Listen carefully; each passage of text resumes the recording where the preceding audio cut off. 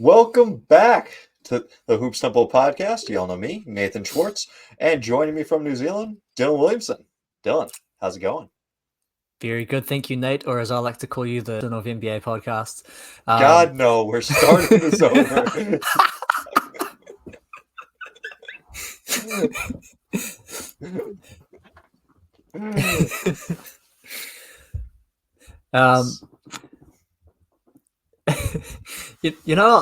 I was thinking, how many years now is it that the Hoops Temple podcast has been going on? Like, it must be like 10 years.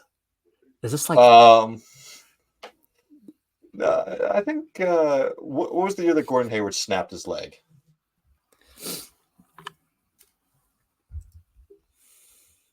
It's his first year with Boston. That was 2018. That was our first year. We recorded our Eastern Conference preview where we discussed how the Celtics were going to win the title. We posted it, and then Gordon goes and snaps his leg. Yeah, that's where we've been. Nice. That's wonderful. I think then I have all the reason to claim that this is now the longest running independent multi-continental NBA podcast on the air. Do we count it as multi-continental from the beginning, though? Because from the beginning, it was Michigan and New York City. We didn't go multi-continental till you and Nico joined, and I don't know the exact date of that. That the beauty of the internet is that you can just say things and they don't necessarily have to be true. You don't have to get too deep into it. Fair enough. We do try to have things be true and things be real on this podcast. Some things that are not very real right now are the Nuggets, Bucks, and Pacers, all of whom are dramatically under-exceeding our expectations for their performance. Dylan, which one of those three would you like to kick us off with? Just before we do, I'd just like to give a quick shout out. It's been a while since I've been on, so this is old news a little bit now. But my brother, who listens to the podcast, he's a member of the New Zealand Navy, and he was involved in an incident that resulted in the ship that he was on being sunk. And it's now sitting on the bottom of the floor off the coast of Samoa in a real harrowing ordeal. And his one request was that I give him a shout out on the podcast. And I think to do one better, to recognize his heroics as a national hero, we dedicate this segment of the sinking ships of the NBA to him out of respect. Are you guys still technically a Commonwealth? Yeah. So this is an extension of Her Majesty, or I guess His Majesty's Royal Navy, as Great Britain is now under a king again as opposed to a queen.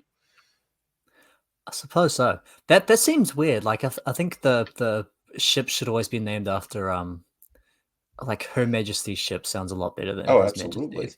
Majesty's. Yeah, His Majesty just sounds like a pretentious dick. Like Her Majesty's ships makes me feel better about this whole thing. It's like for the greater good, for the glory of mankind. His Majesty's ships just not the vibe. But yeah, that sounds like a rich guy bragging. It's like, I own all these ships, whereas Her Majesty's makes it sound like it's for some like greater good. Yeah. All right, which one of the sinking ships do you want to talk about first? In the off season, in the depths of the off season, while you were busy, starting a family, with the birth of your child and so on, you left the podcast unattended to me and Aaron to run amok in our player rankings. One of my biggest takes that drove you insane was predicting that Tyrese Halliburton was going to be what I go as far as like top 5, certainly a top 10 player. This was based on the idea that for a good stretch of last season, he was basically the best offensive player in the NBA, and I had faith that he would recapture that glory, maybe take another step forward, and that he would lead the Indiana Pacers to the best offense in the NBA in a really solid regular season. So far, that couldn't be further from the truth. Hey, don't beat yourself up too bad. They're 17th in the offensive rating. What's worse is that they're 27th in defense after trading out all offensive pieces for defensive pieces. Do you know what's even worse than that, I, though, is they're 12 points better when Halliburton's not on the floor. So they would be the worst in the league if they didn't get to respectability. I watched their game against the Pelicans because, I knew what teams we were going to try to talk about. I wanted to make sure, and I'm just trying to watch every team at this point. At this point, I have seen everyone except for the Wizards, the Jazz, two other teams, because I can't quite put my finger on at the moment. But watch the game. I wouldn't beat myself up too bad about that. About the Wizards and the Jazz. Yeah, it's gonna be slim wins. Oh, the Pistons, which is more of just a local blackout problem that the League Pass still has for me. But so I fired up Pacers versus Pelicans, and the whole game, the announcers were like, "Man, I know we shouldn't say this about an All NBA player like Tyrese Halliburton, but I'm kind of glad when he comes back on the floor because TJ McConnell is carving us up." And it was true. Every time the McConnell went to the bench, the Pacers would kind of fall off. And I don't entirely blame them for it. I do think there's just a better balance with that bench unit right now. The big thing that I noticed in that game that the stats back up is like the Pacers 3-point shooting has fallen off a cliff. Last year, they were ninth in percentage, shooting 37.5%. This year, they are 18th in percentage, 34.8. Last year, they were 15th in attempts, about league average. This year, they are 25th in attempts, so bottom 6th in the league. And like if you just run down their roster of the 3-point shooters that they had hitting last year, Halliburton was 36%. Buddy Hield for that first stretch of the league was 38%. Aaron Nesmith was 41%. Well, this year, Halliburton's at 24%. Buddy Hield is cooking up in Golden State. And Aaron Nesmith, he's hitting 54%, but he's only taking 2 a game. They're just not getting the same volume or same efficiency on these good 3-point shooters. Yeah, and I mean, Halliburton's probably the biggest one. Because it really all does start with him as well. As the lead initiator, as the guy that's driving the offense, part of the reason that the Pacers were able to be so successful and get those good looks is that he was able to draw attention from the defense by penetrating essentially. And maybe like Miles Turner's, he's missed some time early to start the season. Maybe that like has some effect. He did manage to get a pretty good pick and roll chemistry going between Halliburton and Turner. But he's the guy that's got to create all the shots, and he really hasn't been able to really, make the defense concerned. He's not been able to break the paint. He's drawn 1 foul at the rim all year. He's taking like half of his shots as 3-pointers, and they're not going in. And so it's not just a matter of the shots aren't falling, but also you get the snowball effect of the shots aren't falling, and so they're harder to create, and then they're harder shots, and then they're going to not fall even more. I think this all stems from his participation on Team USA, or his attendance on Team USA. I know we always usually talk about guys that have the Olympic boost, and I think there is something for like players going and playing with better players and getting encouraged, getting that drive. Or guys who like get spurned from it, Jaylen Brown, Paolo Banchero. Paolo was asked about it, if he thought he was going to be the replacement for Kawhi, and he's like, no. As soon as I was eliminated, I was like, I'm not going to this team. I'm planning my off season. I'm working hard. Like I wasn't selected. That's it. Now it's my off season time. Tyrese was like along for the ride and wasn't doing anything. I don't feel like he got upset by that. Like Tatum's like, screw this, I'm gonna be better next year. Halliburton is like was kind of passively fine with it, and I think that maybe set the wrong mindset and set the wrong mojo for this season for him. Yeah, it's like a little bit of a it's like a privilege, Like Yeah. the privilege has set him back. Yeah, he just got to kind of coast to an easy win without, thinking about coming back to this season where it's like, hey, you are the man. You are the guy that everyone has to rely on, and we need you to do it. And I don't feel like he's stepped up. I felt like the two Pacers games I've watched, he's been more passive. He's been letting Pascal operate more. And like, if you didn't know what happened last season, you didn't know kind of the history of the Pacers. If you just flip on a Pacers game, I would say that Pascal Siakam is the better of the two players through this early part of the season. Yeah, no, for sure. And it's going to be interesting to see whether this is like early season, growing pains, as it is kind of like a new team. They didn't really get a chance to. Well, yeah, I guess they got half a season, but there were a lot of reasons to not be able to find rhythm in that second half of the season. And so maybe there's a little bit of that. It'd be interesting if this is just like a shooting slump, like a massive team-wide shooting slump, particularly for Halliburton. Like if these shots just start falling and then everything's fine, we're like, oh shit, what are we even worried about? It's just like, sometimes the shots go in, you can get random stretches like this. But yeah, the lack of assertiveness, the lack of any sort of offensive flow that would lead to good offensive basketball has been a big concern. And it's going to be interesting to see where it plays out. I mean, it would have to be a full team-wide shooting slump. Also a team-wide shooting slump from the front court, or more particularly, which I that's worrisome for me. I mean, Obi Toppin last year shot 40% from three. This year he's down to 37%. Jarris Walker last year, shot 40% from three. Small volume. This year he's playing more, and he's shooting 33%. Miles Turner last year, 36%. This year, 33%. Like all these guys, dropping, I don't quite know the verbiage of it, but from 36 down to 33, from 40 to 36, like those 3-4 point drops is really sizable in how open it makes the rest of the team. I do think there will be some returning to the mean, but they also lost good shooters. They lost, and Jalen Smith was their backup 5, 42% from three on 2.4 attempts. Wiseman's already out, but he's not doing that. It just, I don't know where they're going to replace some of their good 3-point shooters that they lost last year or traded away in Buddy's case. I am still higher on them. I still do think that they will make the playoffs. I think the East is still just a weak enough conference that like, oh no, they're not going to be fifth. They're going to be seventh is kind of my level of worry for the Pacers. Is that your level of worry for them too? I don't know.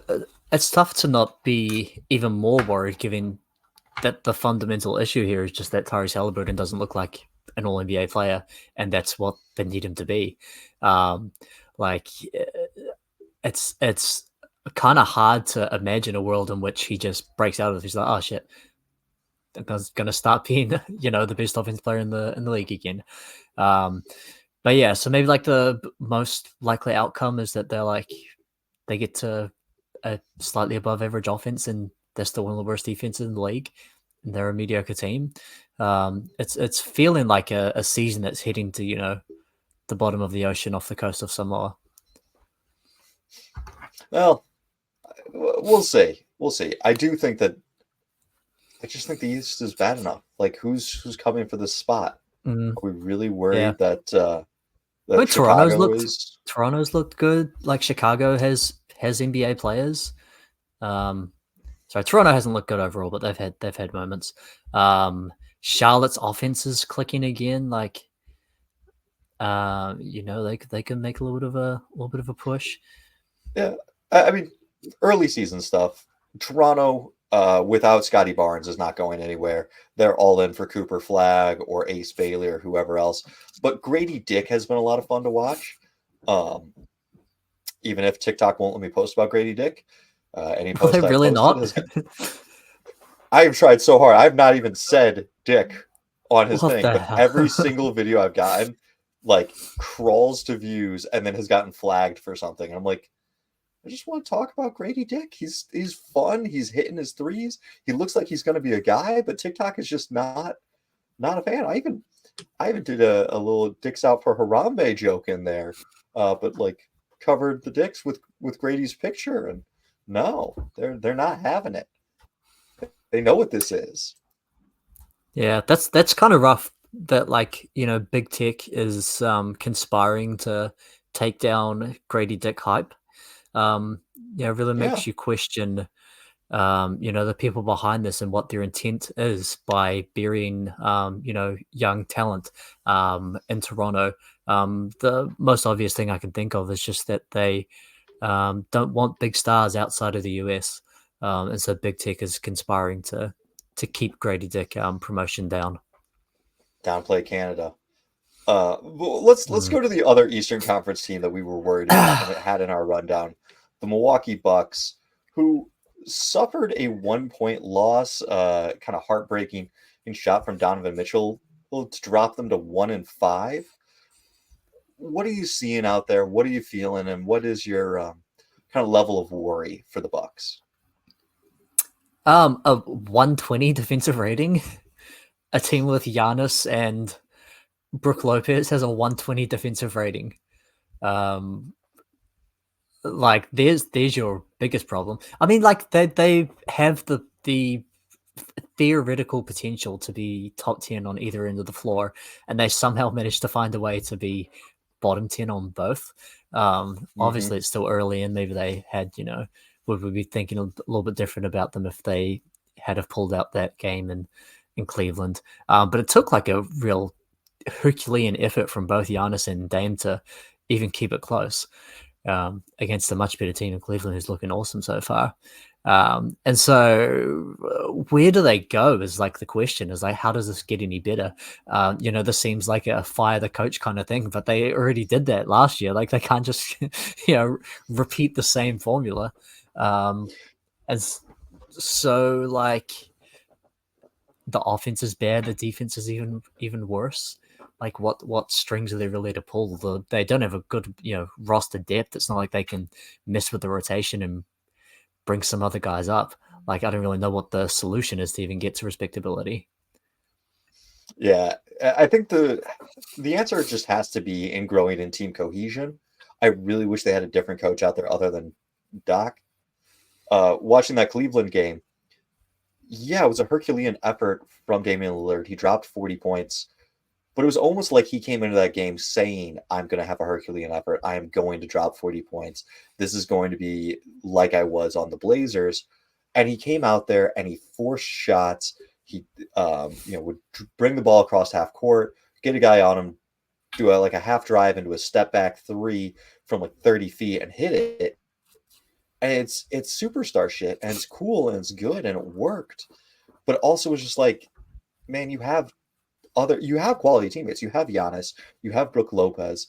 Taurean Prince has been for some reason hitting 45 or better % from three this season. Like he is, and Taurean Prince also, I should say, in that Cavs game, the inch of daylight, the second he touched the ball is just firing it. This man's confidence is sky high. Like this is like insert loser high school movie. And like the nerdiest guy that goes up and like ass out prom queen level of confidence. This is like peak unearned, unsubstantiated, will crash and burn at some point confidence. But right now, for whatever reason, it's working. I think they have to figure something out. He's got Darvin Ham on the sidelines gassing him up. If there's one believer in Taurean Prince, it's Darvin Ham. He's in the locker room every day saying, "You're actually the best player on this team. Be Chris Middleton while he's gone. That is your role. You're supposed to be him." And Taurean's believing it. One thing that's strange about I mentioned that they're like the third worst defense in the entire NBA somehow with Giannis and Brook Lopez, and like, I mean, Dame's a bad defender, but there's no one else that's like egregious. Maybe was there anything that you saw? So I've watched like one Bucks game, and wasn't really paying attention to it. But schematically, we saw last season they started out and like bringing Brook Lopez up to, up to touch, point of attack, bringing him up high rather than just doing the logical thing of this guy's huge and you can't shoot over him and play and drop. And then eventually they went back to that, and then the defense got better. Big surprise. This year, opponents are shooting 70% at the rim, which is the second worst of any team.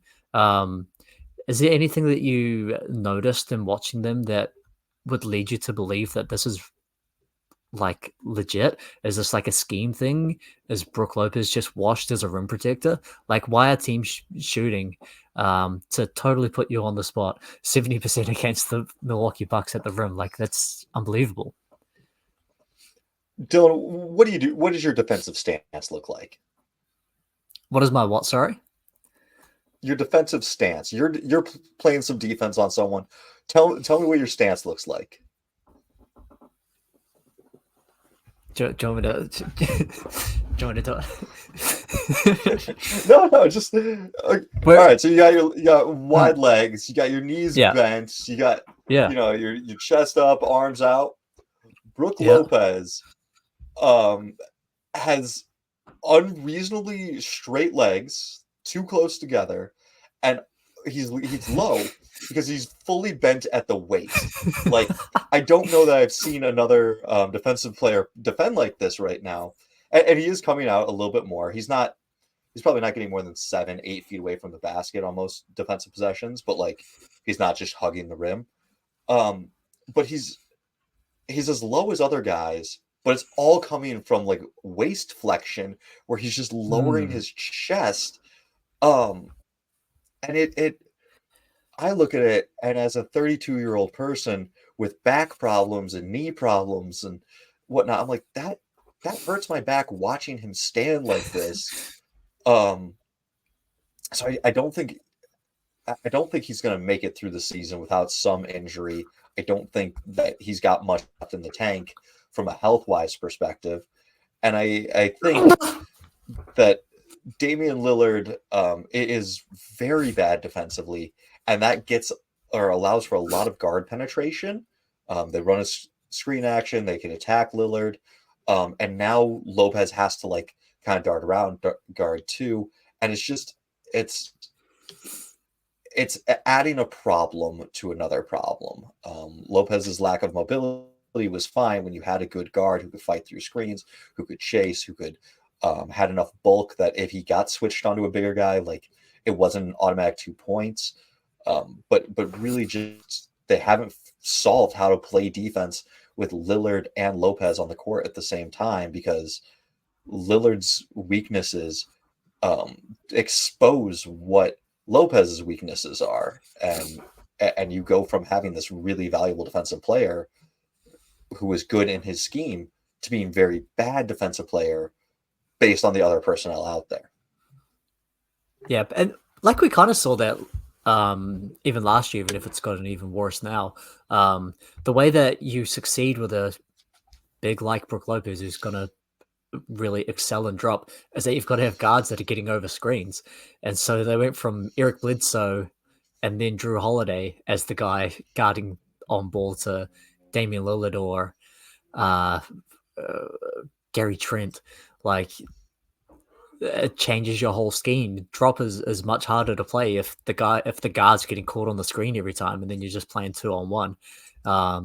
Combine that with the fact that like Brook Lopez is, approximately 47 years old. Any season now is, that drop is going to come, and maybe this is it. You mentioned the odd stance that could lead to injury. Well, it could even be injury leading to the odd stance if his body isn't, feeling like it did when he was in his physical prime. That could be an issue. One thing that does give you hope about their defense, though, is that their cleaning the glass has a stat location effective field goal percentage, which is basically just how good will the other team shoot if they just shot average from each zone based on where you're allowing them to shoot. And Milwaukee's second in that. So, like, schematically, they're actually doing a decent job of giving tough shots. Like they don't allow a lot of threes. They don't allow a lot of shots at the rim. The problem is just that opponents are making threes on a reasonable rate, so 36.8%, which is the median. So nothing weird there. But it's that rim number. Like opponents aren't really getting to the rim, but when they do, they're shooting 70% when they're there, which plummets them from second in location effective field goal percentage to 23rd in actual effective field goal percentage. Do they show like a mid range in there as well? Yep. Opponents are shooting 48.1% on long mid ranges, which is 25th in the league. See, so 25th, where 30 is the highest percentage. So they're bottom 30 5. is the best. Yeah.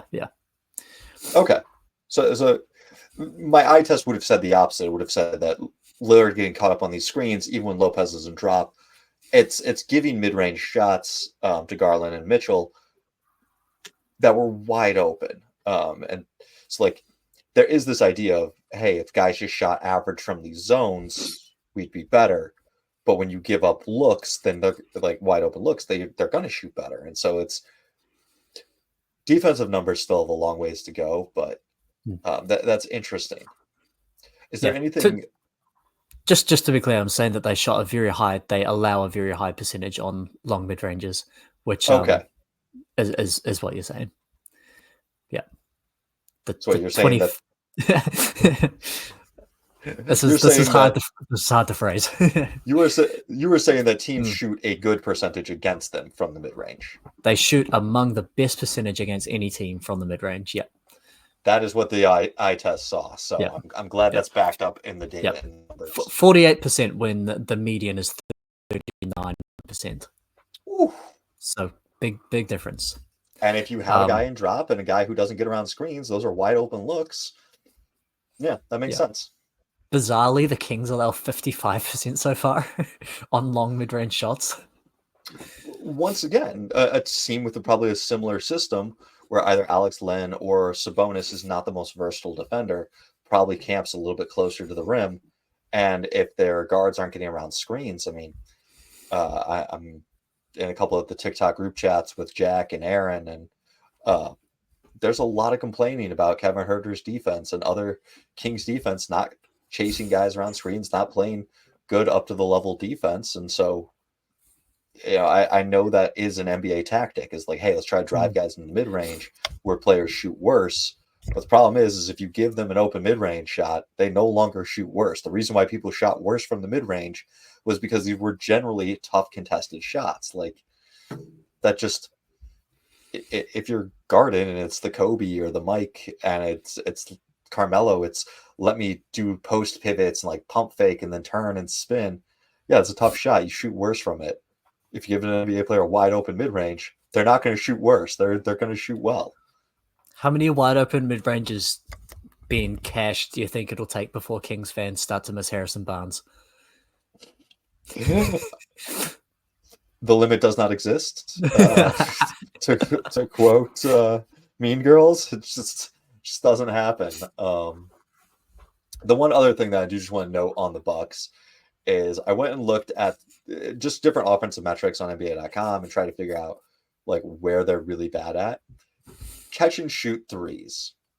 They are 28th in the league in catch and shoot 3-point percentage. They're shooting 28 catch and shoot threes at 31% this year. Basically, everyone outside of Taurean Prince is not hitting catch and shoot threes, which should be teams' bread and butter. Usually, like if a guy shoots 40% from three, it's like 45 on catch and shoots and like 35 off pull up off the dribble of threes. So like they're shooting bad at what should be the easy threes. Just for comparison, in 2021 when they won the title, the team shot 39.7%, sixth in the league. So like a huge shooting discrepancy. Yeah, and like Doc Rivers obviously is going to get a lot of grief, like at any point, whenever his team is underperforming. But like some of these numbers suggest maybe the scheme is actually not so bad, and like the numbers will balance out. Like opponents are making a lot of shots that they might not actually make when the Bucks actually giving them hard shots, and then conversely, the Bucks are getting open 3-pointers and all their guys are missing them. So maybe like if those two numbers even out, then they look a lot better on both ends of the floor, and maybe Doc isn't actually the problem. Yeah, I mean, to speak to that, the team is 7th in the league in percentage or like field goal percentage off of drives. They're 29th in the league in frequency of drives. Giannis, Lillard as a pick and roll ball handler this season is 1.12 points per possession. Last year he was 0.99, so significantly better points per possession wise. In isolation, Giannis this year is 1.15. Lillard this year 1.18. Last year they were 0.98 and 0.96. They were seeing good things from their offense, but we're not seeing enough of it. The volumes have decreased in several of these areas, to where if they just do the things they do well more often, in theory they should be a better offensive team. And now they just have to figure out defense. They're actually taking a lot of long mids. So not only do they allow a super high percentage, but they are taking the third most long mid-range shots of any team in the league, like more than Dallas, more than Phoenix. Like they looking at the roster, they don't really have the guys to support that kind of shot diet. Giannis is taking twice by frequency, twice as many mid-ranges as he did last season, which is also a concern. And maybe that's, if your opponents, if your teammates rather aren't making threes, that makes it a lot more difficult to get to the rim. And when you can't get to the rim and you also don't shoot threes, then that long mid-range shot becomes, becomes very appetizing. Yeah. And I think that's also kind of bore out in their free throw. They were third in the league in free throw attempts last season. They're 12th in free throw attempts this season. Last season, they shot 77% from the line. This year, they're shooting 71% from the line. If you're not getting to the line, getting those easy buckets, and you're not hitting your threes, it's a rough start. But 1-5, 1-5 is not the end of the world. You can still be a 50-win team that started 1-5. Don't ask me when it last happened. I don't have that number looked up. I looked up a lot of other numbers. If you could revise your prediction for the Bucks win total, well, at this point, where would you put it? I'm trying to remember what I had them. I think I had a bunch of Eastern Conference teams that I predicted at 50 wins. I would guess maybe they were one of them. Let me see if I can pull it quickly. I can pull it quickly. Let's see. No, what the fuck is this?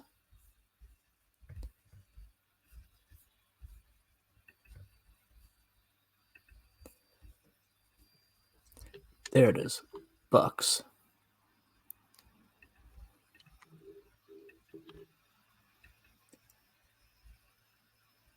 No, I cannot pull it quickly. Anyway, much lower. You had them at 51 wins. There we go. That sounds about right. And that was based on the defense coming up a bit, being sort of around mid-level, and then offense being top 10.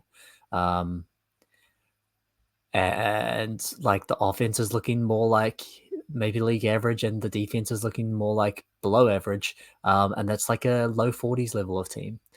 So I would probably revise them down a bit. Obviously, they don't want to totally overreact to 6 games, but it's hard to see from what we've seen so far the way that they get to being an elite level of offense. I'm going to make a prediction here. The Bucks will still hit. The Bucks will still hit my 52 win total projection. Nice. They're going to struggle for a bit, and then they're going to go through a run. And in March, they're going to win. I don't know what, they probably have like 18 games in March. They're going to go like 16-2, and everyone's going to freak out about the Bucks being a title contender. Timestamp this podcast, clip it, save it. The Bucks will be in this conversation end of March again. I have faith that someone there will do the right thing and figure this out. Good shit. You got faith in Darvin Ham and Doc Rivers. And Giannis, you know. Yeah. Yeah. All Well, we said right. that he's a top 3 player in the NBA, and he's been like, man, my top 5 predictions for NBA players have not been working out very well so far. Giannis is still so good. I don't want to hear like just because the team doesn't play as well. He's a mid-range god, okay? Maybe not, but the third team that we decided to talk about has actually pulled themselves back up to respectability. The Nuggets are now 3-3 here. Tales of their death are already exaggerated. Is that where we're at, or are you still ready to kind of shovel a little bit of dirt on the Nuggets title chances? I'm shoveling dirt, man. God. The starters are as bad as I feared that they could be, and the bench is, even worse than I would have thought. They have 4 good NBA players, and that is it.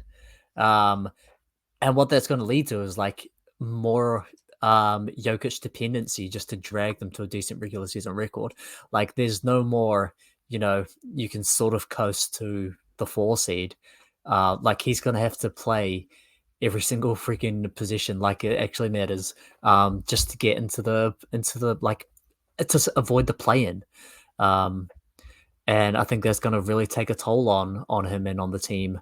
And so I think that the title chances are looking a lot worse than maybe I would have hoped. So I do just want to say this note on the starters. The Nugget starters this year, the Jokic, Porter, Brown, the 5 Nugget starters, Jokic, Brown, Porter, Murray, and Gordon, played 117 minutes together, and per 100 possessions, they are plus 16.3. Last year's starters, 900 minutes, are plus 14 per 100 possessions. So, like, the starters still are playing good ball together by the numbers. The problem is, as soon as you sub one of them out and put anyone else on this court, I will say Strother has looked good. I think Strother may be able to develop into something, but he's just not ready yet. He's probably the closest guy off the bench. Peyton Watson still doesn't know what shooting the basketball is. Like, it's not that he's bad at it. I legitimately don't believe that he knows what you're supposed to do. Like, Saric has been really bad, and I say that as a Dario Saric lover. Westbrook is Westbrook. I had hoped that he could do his thing against bench units, and that the rest of the team could kind of circle around him for a little bit of time. That hasn't happened yet, but maybe will. I still have a little bit of hope. The Nuggets started off the year shooting very poorly those first 2 or 3 games. Now that they're starting to shoot better, having guys that shoot threes well around Westbrook is much better than having guys who don't shoot threes well around Westbrook. So I'm hoping that they can claw themselves back up to respectability. And just to add to what you said, to totally contradict my preconceived notions about their starting lineup. Of any lineup that's played at least 100 positions, and they've played 232 together, they are the best. They have the best offensive rating, a 136 offensive rating when those 5 guys, their starting lineup plays together, and they are the second best net rating of any lineup that's played at least 100 possessions. I'll give you 100 guesses to guess who's first. It's the Sacramento Kings with Kevin Huerter. Well, I will also just say that these numbers are changing rapidly. Like one game, which the Nuggets did just blow out the Jazz,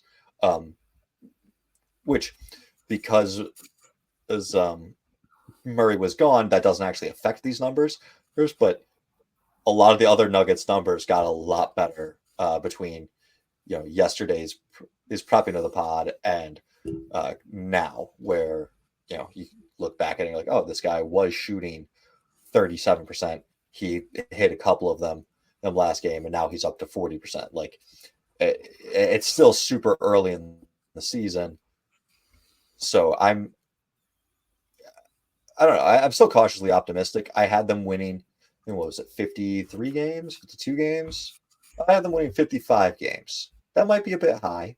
The Timberwolves are exceeding my expectations, but I think I'm not ready to shovel dirt.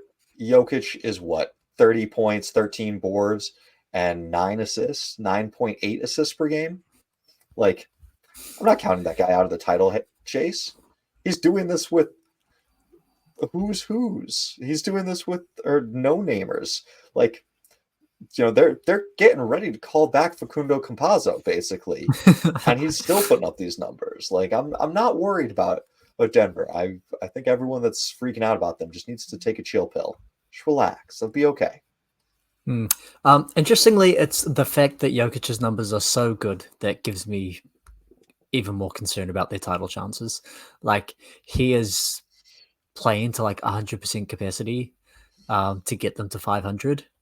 Like, there's no higher level that I think this team can get to. Even though they are the best offensive rating of any lineup when they've got their starters. Have you did you see, I believe it was Kirk Goldsberry's like offensive efficiency or his efficiency landscape that was posted on November 1st of every team's defensive and offensive ratings kind of across the league? Did you notice where Golden State was? I didn't actually see it, no, but describe it. Do you know where Golden State is in the defensive and offensive net ratings at the moment? Well, I've got the numbers right in front of me, so it's kind of cheating. But go ahead.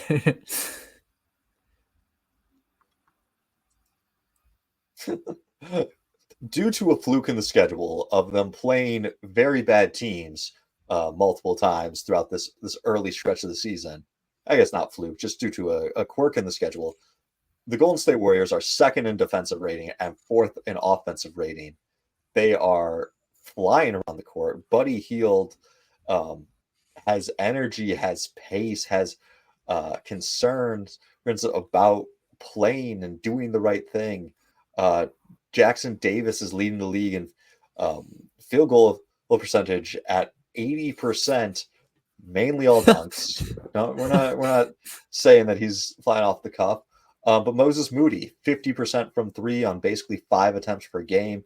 Andrew Wiggins, 56% from three on 6 attempts per game. Buddy Hield, 52% on 10 attempts per game.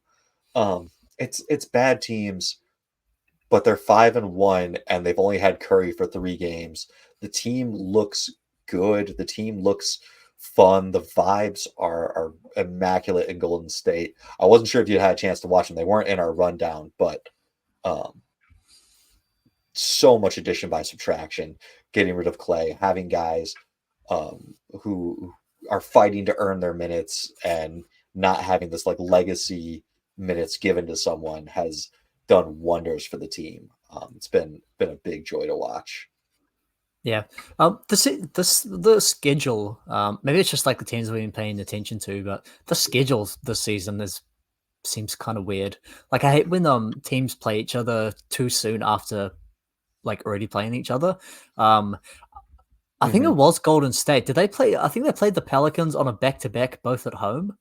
Like, What the fuck is it? Who the fuck created the schedule? Like, I guess it's minimizing travel, which is nice, but like, talk about a major advantage. And you get a team when they're injured as well. Opponents currently shooting a big 29% from 3 against the Warriors. If that comes down to earth.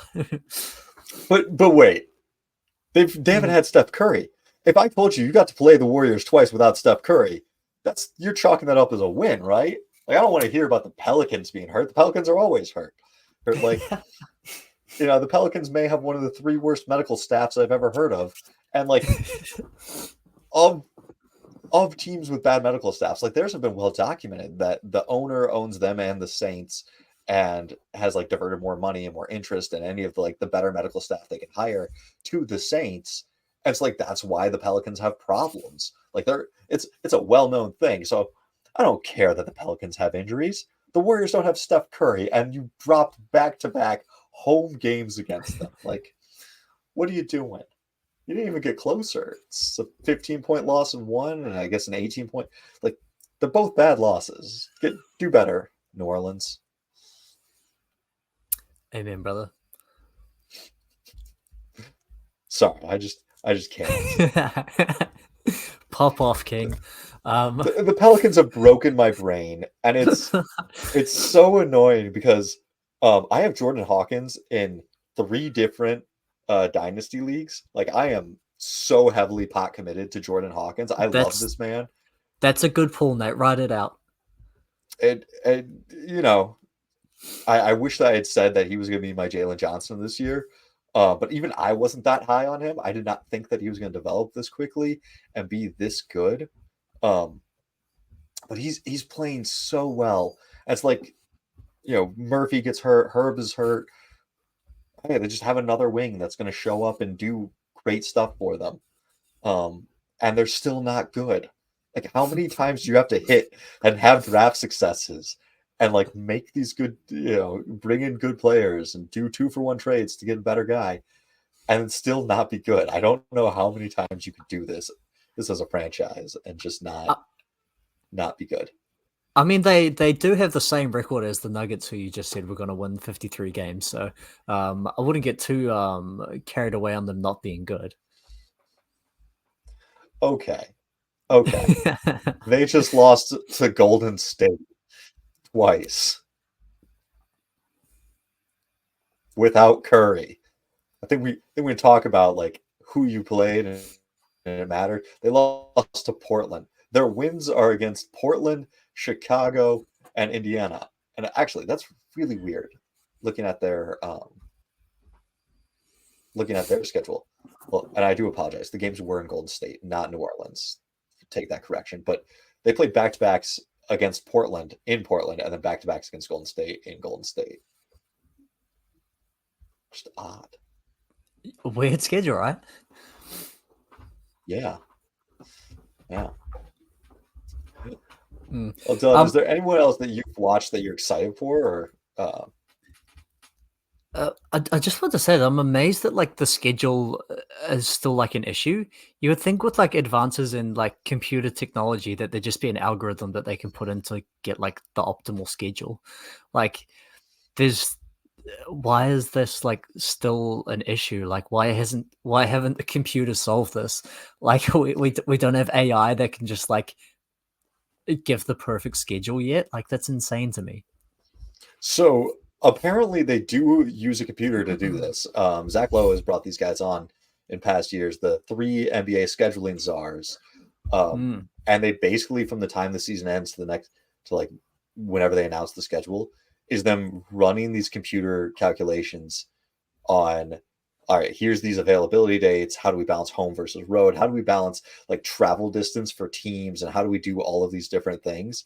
And they like submit the different versions to the teams and they, you know, go through and like hand sort these. And it sounds like it's just an absolute mess. But they basically are running a supercomputer trying to figure this out. And I don't know how it could be that complicated because I'm kind of with you. I'm like, listen, here are the dates, here are the teams. Here's like what? Like I can't believe that there's not just like a solver function. Like you put in the games that you want opening night, you put in the Christmas games, and then you'll just like minimize travel for all teams. Enter. Like why? Yeah. Maybe I'm just exposing the fact that I don't know anything about computers. Don't know programming. I mean, it does feel like this is a very programmable solution. I mean, you just like, hey, we don't want to do back-to-backs. We don't want to do this. I guess there's probably the problem isn't that there isn't a solution. The problem is probably that there are hundreds of solutions where, you know, if you played this order of games versus that order of games, you'd have this travel versus that. And like, you know, they're minimizing everyone's travel may have one team have more travel than others because in the aggregation it's lower. Yeah. So, and I guess like the Grammy road trip and like weird quirks like that, it kind of makes it difficult as well. Yeah. Maybe there are a lot more factors than just like, Texas, shut down the rodeo and let the Spurs play home games. There. Figured it out. Is that an actual thing that happens? They can't play a home game? Yes, they do like a half-month road trip every year, or because the rodeo comes to the Alamo Dome, whatever it's called now. Goddamn. Why don't they just play? Isn't there like obviously I'm not American, so I don't know all this sort of thing. But isn't there like another city that's like right next to San Antonio that's actually better than San Antonio? Like, why don't they just go play there? Austin? What is it? Austin? Is that what it is? I mean, like, why don't they just like post up in Austin for a month? I'm sure there's a as not a San Antonioan or an Austonian or a Texan, I'm sure there's a fair amount of like close city rivalry or like regional back and forth. And I don't know. I don't know these answers. Bill, do you have more answers on the season? Is there teams that you've enjoyed watching, players whose progress has made you happy? Just what are some of your early season takes? Isn't Mexico also close to Texas? Mexico is very close to Texas. Like, and Adam Silver like really wants to be in Mexico. Why don't they just like go let them live in Mexico for a month? I actually want to talk about this. Not to get too political on the eve of the election, but Trump, when he was running in 2016, had a quote about Mexico not sending us their bests. We sent Mexico City the Washington Wizards. I think it's fair. Whatever they sent us, we deserved it. I saw that on the schedule when I was going through the fixtures. It's like Mexico City game, and it was like Washington versus who did they play? Miami. Washington versus Miami. I was like, why the fuck did they choose that game? Like, could you? I want to say Jaime Jaca has Mexican heritage, or I know he at least has. He's just Latino got a Hispanic name. Like you send them there because there's a guy with a Hispanic name. When he did the dunk contest, he did wrap himself in a nation's flag. I'm trying to see who it is. Can't find it quickly, but a Latin American or a Spanish speaking country. Maybe it was. I don't even want to speculate where it was, but like that was my thought. Is that's why they sent the Heat. I don't think you can send the Spurs. Google lists him as Mexican American, so he. What was that? Boom. You can't. You can't send the Spurs. The Spurs played in the Alamo Dome. The San Antonio is big on Remember the Alamo, which is like the last stand between Mexico and America and the war for Texas. So that's a little bit of bad blood. Could you do like a three-way thing and just send the Raptors? Be like, which team can have no beef with Mexico? How about the one with like one of the largest land countries in between them? Like, there's no way Mexico and Canada can have any sort of beef. Well, in saying that, Canada has beef with India for some reason, so maybe there can be. Those Canadians. Beef with.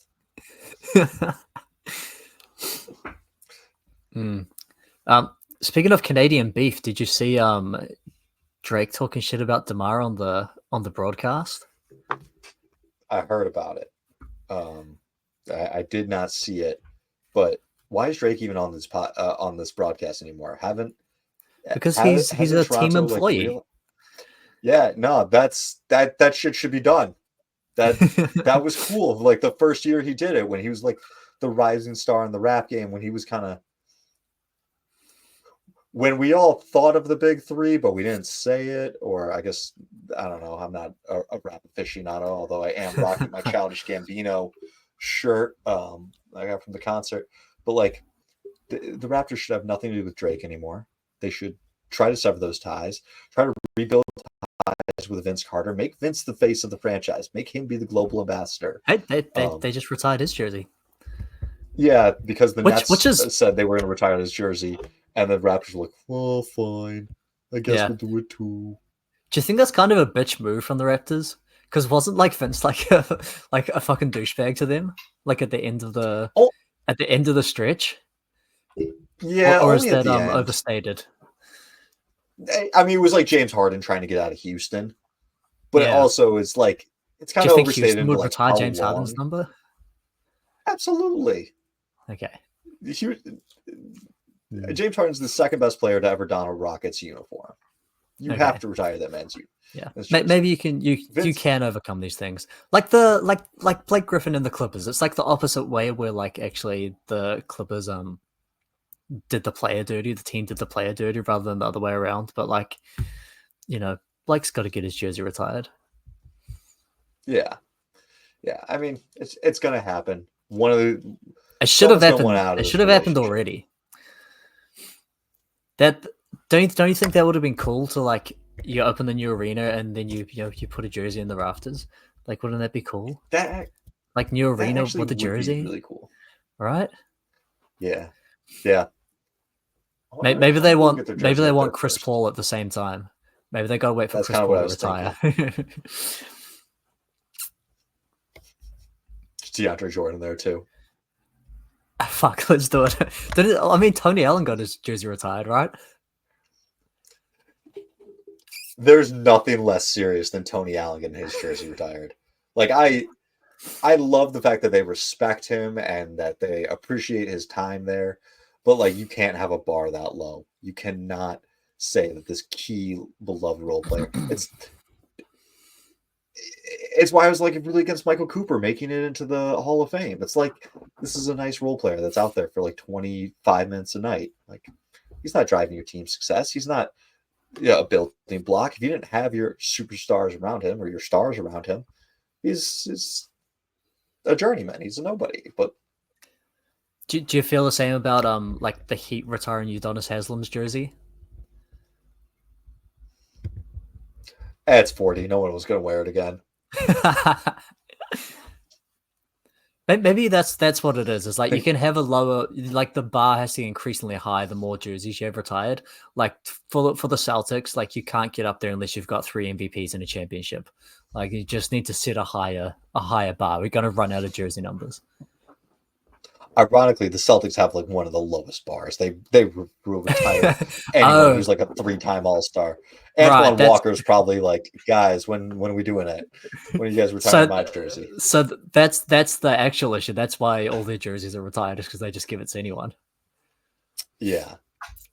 But I am a big favor in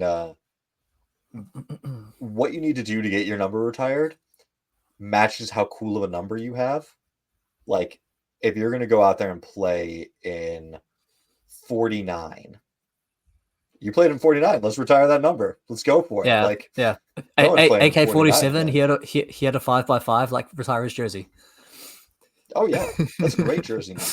Like, you're gonna play in say 92. Cool. Were you an all-star? All right, let's retire that jersey. No, we're never gonna have another 92 that's an all-star. So. I mean, Luka Doncic already has 77 locked up. The whole league might retire it after he's done. How shit, I forgot what I was gonna say. Carry on. That's what I've got. I'm ready to either get out of here or start talking about more teams that we've watched this year and get them popping off. Do you have any big points you want to hit? Just that this has been like a really good year for some of the guys that we've kind of been waiting on to hit. Dyson Daniels started off the year really well in Atlanta. Jordan Hawkins we touched on earlier. Grady Dick has massively improved. I thought Austin Reeves has return to form that he was at 2 years ago. Mhm. I think last year was too much pressure on him to be the third star, and this year he's just like, I'm gonna go out and hoop and be who I am. Moses Moody is playing incredibly well for Golden State. Like a lot of those guys that there was maybe hope for star potential or hope for becoming something. They maybe disappointed a little bit. Are now like showing up to be like solid rotation pieces and solid NBA players that I would expect to be in the league for 10, 15 years, even if they're not going to be all-stars or anything. And so I think that's been a really fun thing to see this season. Just need like at least one player in Detroit to like also pull through. Still one of the worst teams in the league. Yeah, it's almost like Tobias Harris isn't good. I don't want to hear any of this. Wait, you mean Tobias Harris and Tim Hardaway Jr. aren't winning players? You guys put Tobias Harris in the top 100 over Kyle Kuzma, and I'm still mad about this. Yeah, well, if Kyle Kuzma was there, that'd be even worse.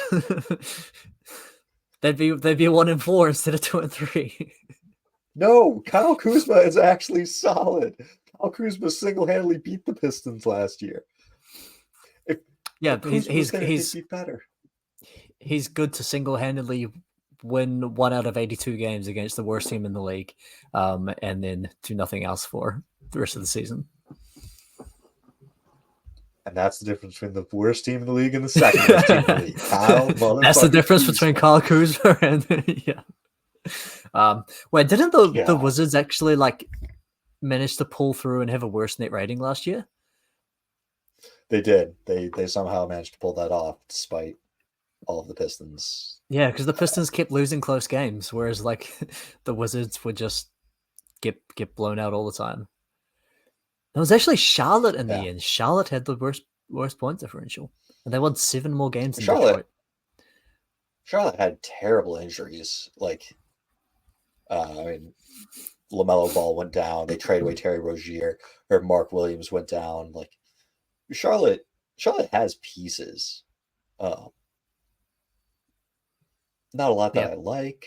Brandon Miller I really like, but Miles Bridges is a good player who is a terrible person.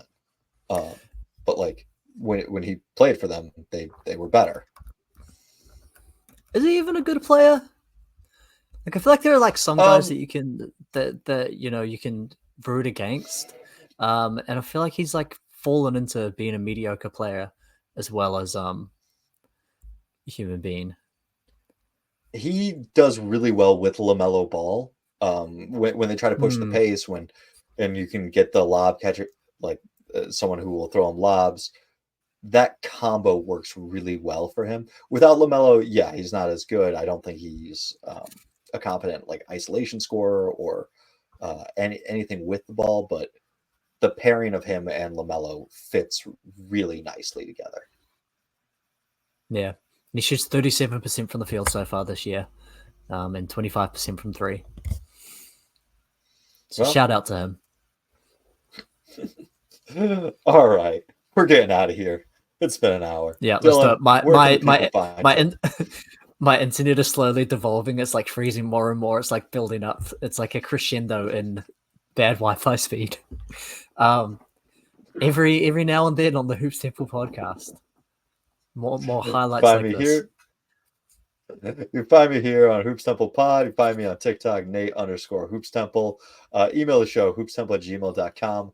We'd love to hear from you guys. Thanks for listening.